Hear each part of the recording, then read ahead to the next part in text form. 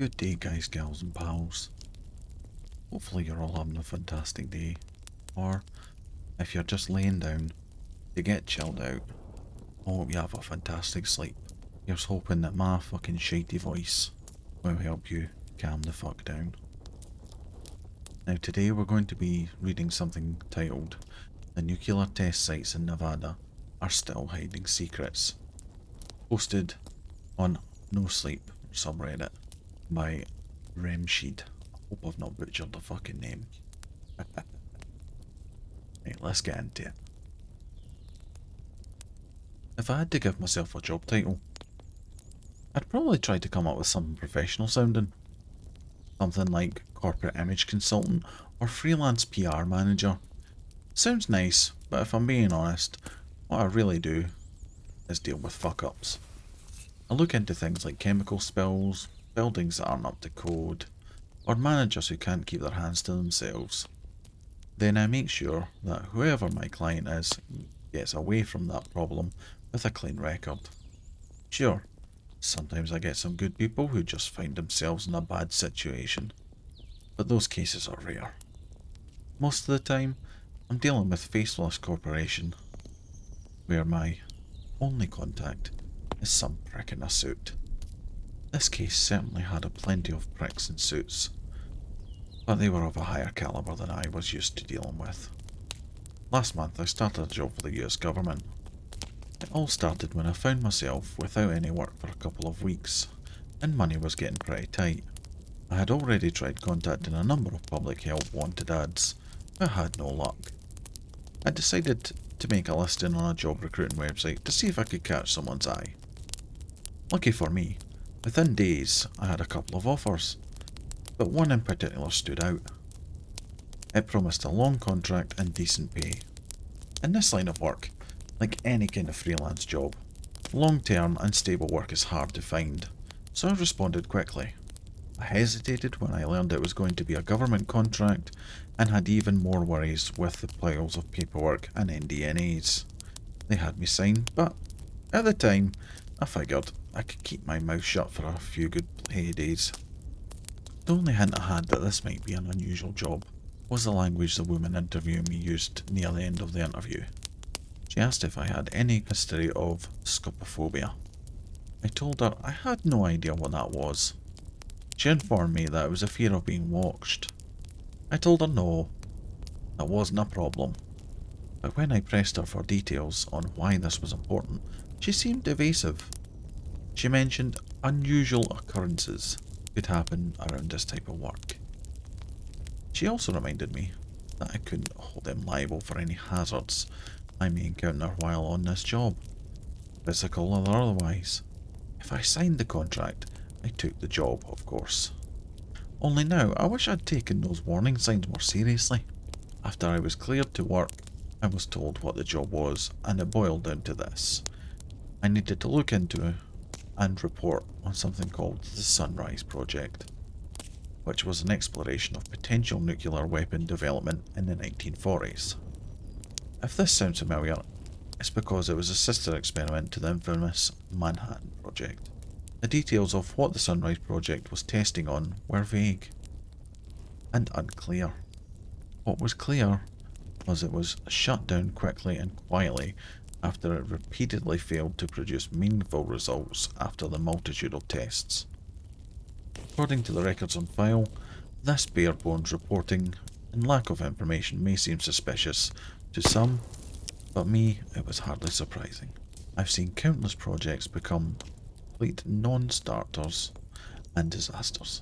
Just like any entrepreneur, figured our government was just as likely to sweep their mistakes under the rug and focus only on their achievements.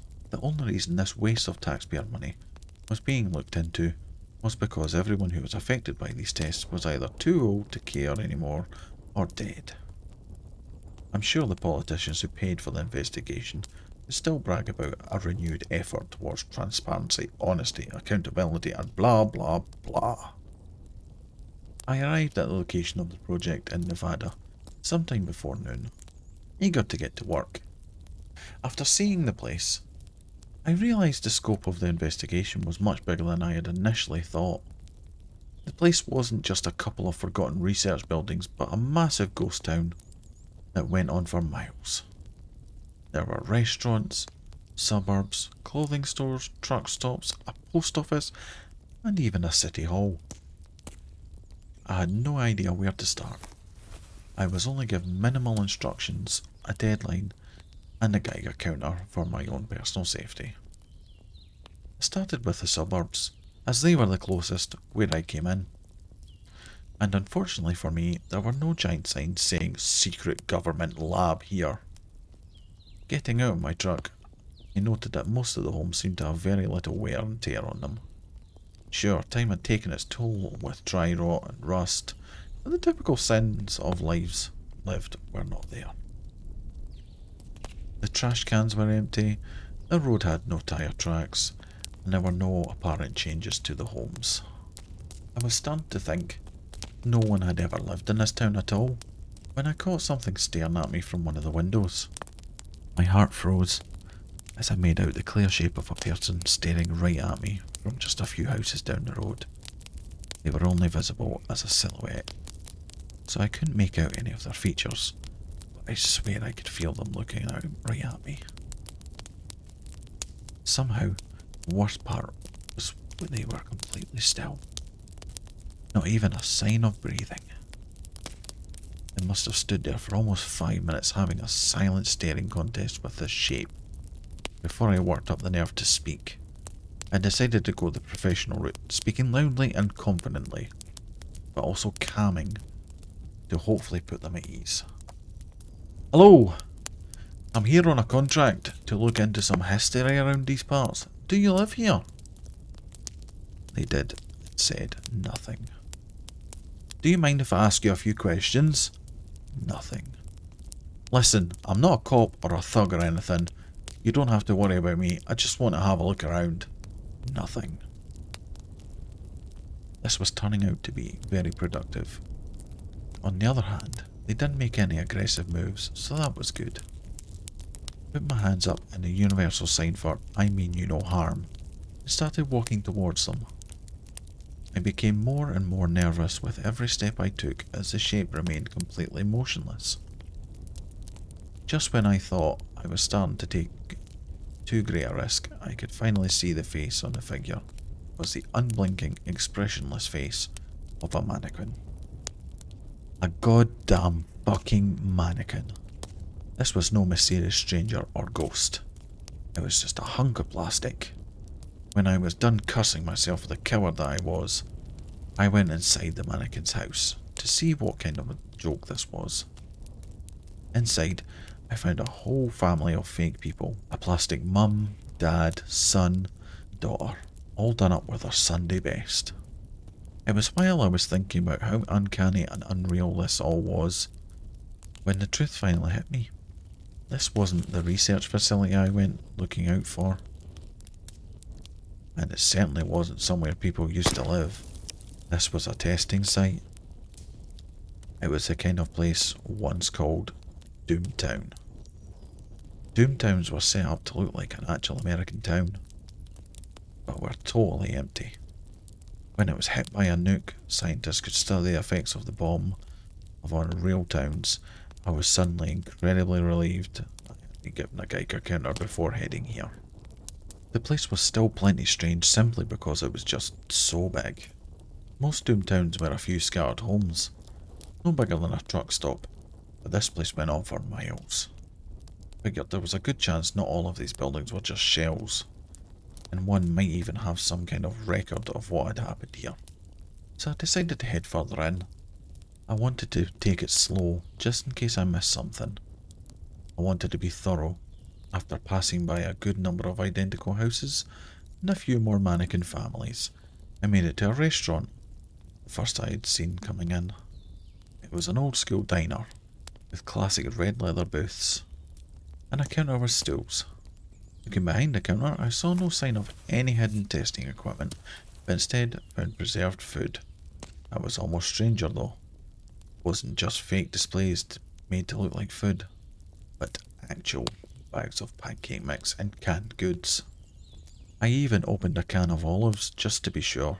And while it sure as hell wasn't edible anymore, it had some point being olives. I thought maybe this was one restaurant where they tested radiation's effects on food. I checked other places too, and they also had fully stocked shelves. Even the grills were real, propane tanks hooked up and everything. This all seemed like far too much effort just to make a believable recreation. Heading even further in, I started to see some changes in the buildings around me. Many of the windows were shattered, and the shingles on the roofs looked singed. Even further in, bricks and cement were cracked and shattered. Anything organic burned away.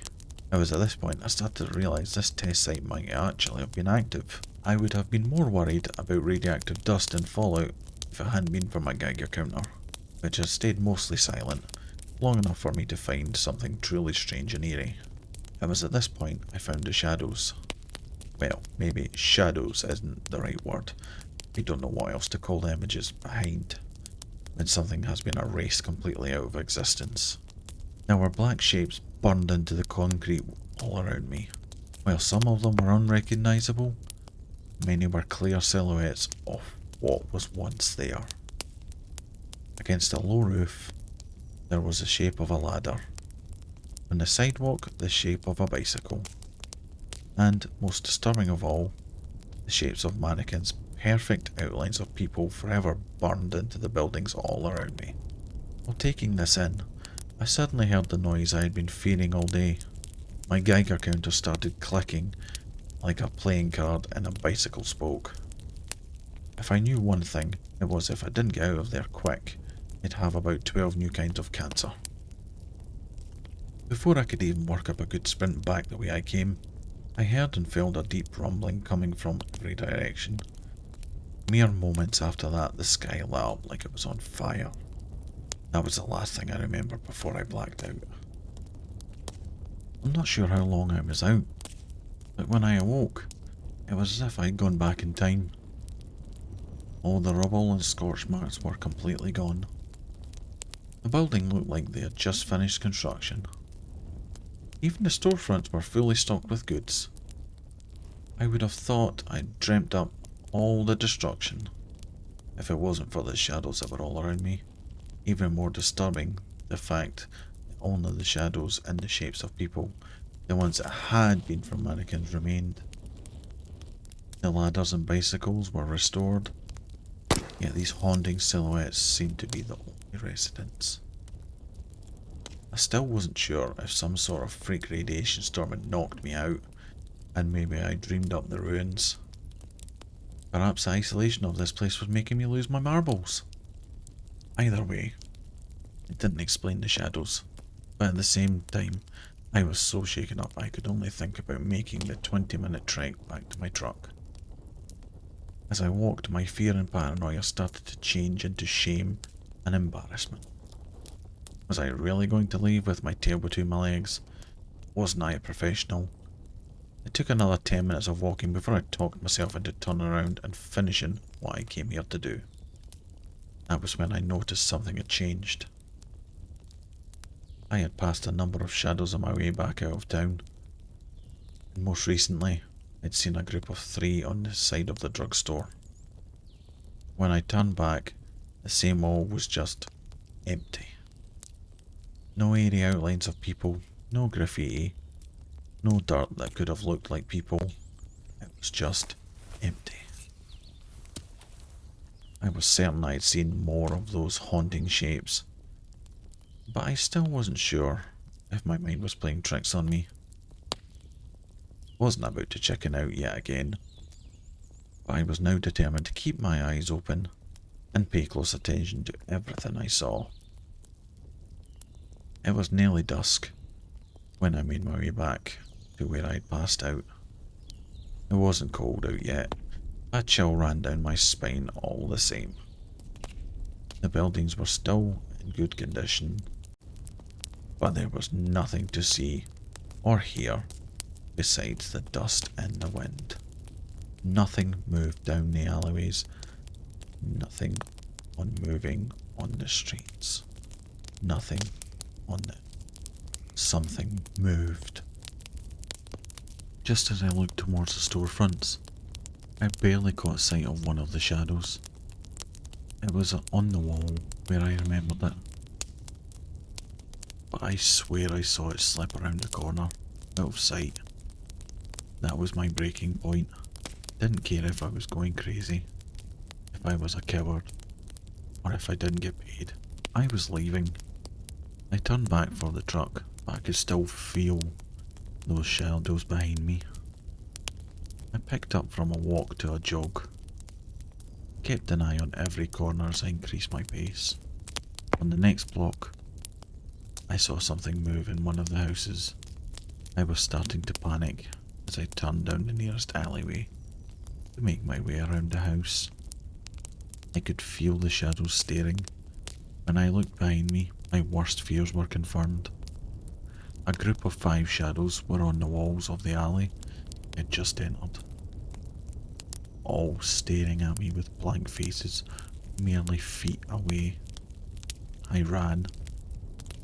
Turning down streets at random, I only saw glimpses of movement near me. I knew they were getting closer. I made at least a few blocks before rounding a large building, a sight that stopped me in my tracks. Burned into the road must have been the shadows of at least 30 people, and they were all facing me. The largest group of shadows I had ever seen in one place. I let out a short yelp of surprise, unable to contain my horror. That's what really set them off.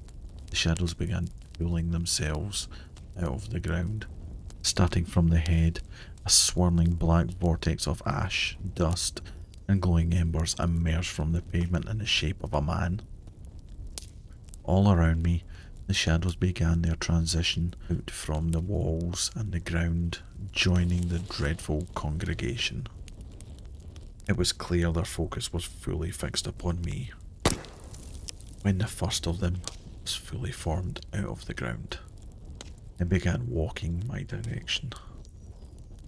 I was finally able to snap myself out of my shock and started running again. I ran away from them as fast as I could. The further I ran, the more and more of the shadows emerged from the walls ahead. I turned down street after street trying to avoid them, but they were coming from everywhere.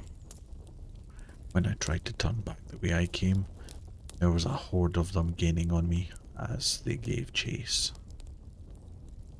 I don't know how long I ran, but eventually I was boxed in by the ever-growing crowd. From every alleyway and avenue, there were dozens of shadow people, lurching and shambling my way. There must have been 100 of them by now. Suddenly a ton of incredible volume and high-pitched wailed from every imaginable direction. It was as if the town itself were shrieking in reaction to my horror. I fell to my knees, covering my ears. Even if I couldn't stop the shapes from closing in around me, I wanted to at least stop the assault in my ears. I watched in ever-mounting dread as the first of the shadows came closer and closer. It came within inches of me, and just before it touched me, it suddenly stopped. As more came near, they did the same, standing only a breath away, surrounding my cowering form. Before I could even react to this, the rumbling that signalled my previous blackout returned with a vengeance.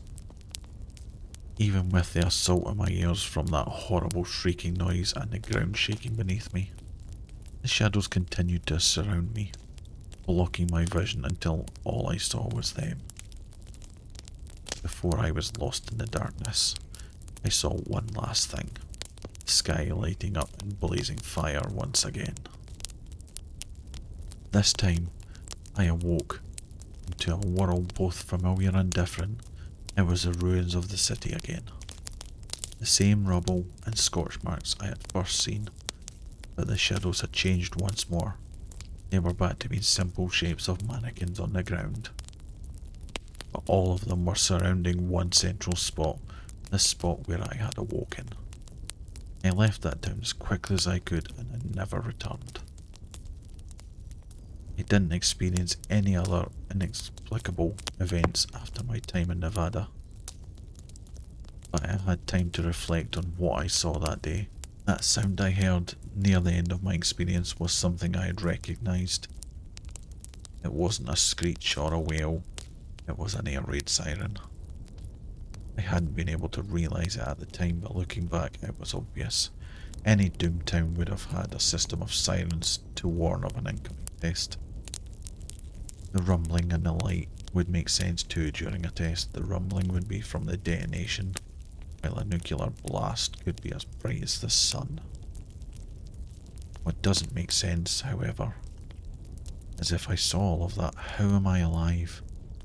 My best answer for that is the shadows. You see, I don't think they were the remains of some mannequins. I think they were people. People whose souls were somehow trapped in a singular moment of nuclear hellfire. Don't know how I experienced that same moment, but I believe they protected me. They knew what happened to them and wanted to spare me the same fate. I don't have proof of this. Proof this thing isn't some fantasy of mine. But I know what I saw. I think they were real people in that town. That's why I'm posting this. Someone out there might know the truth, but I know I wouldn't get the truth from asking my former employer. I knew that would only get me in trouble, so I told them exactly what they wanted to hear. I found nothing and nothing happened with the Sunrise Project. That's what all the records will show, and I only have one souvenir that might prove otherwise. Sometimes when I'm alone in the evening, I swear I can catch my own shadow moving on its own.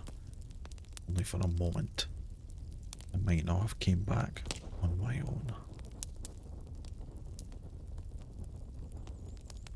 Thank you all for listening. I appreciate you all. I hope you all have a fantastic day.